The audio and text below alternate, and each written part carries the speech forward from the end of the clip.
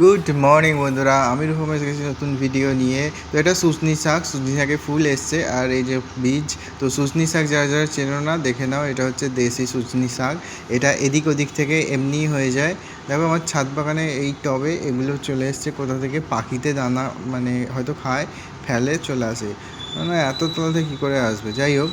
তো এটা আমার পাতিলেবুর গাছ। তো পাতিলেবুর গাছের ওপর করলা একটা গাছ উঠেছে। আর এগুলো এমনি বিন বোলায় মেহমান, মানে এমনি হয়তো এদিক ওদিক থেকে চলে আসে বীজ। দুটো রসগোল্লার মতো করলা হয়েছে, মানে এটা উঠছে অ্যাকচুয়ালি। আর এরপর একটা পেকে গেছে, ছোট্ট অবস্থাতেই পেকে গেছে, এটা খারাপ হয়ে গেছে।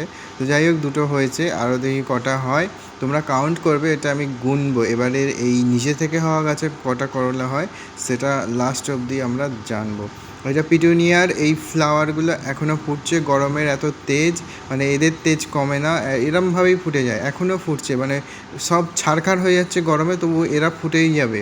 মানে এরা চন্দ্রমল্লিকাও কম মানে দৌড়ে নেই। আর এটা পিটুনিয়া তোমরা দেখলে। আর এটা তো তোমরা পর্তুলিকা দেখছো, গরম পড়লেই পর্তুলিকার বাহার হয়। এটা দেখে তোমরা বুঝতে পারবে অ্যাকচুয়ালি আমি সত্যি কথা বলছি যে এখন গরমকালে এরম ফুটছে। তো দেখে নাও এরম অবস্থা।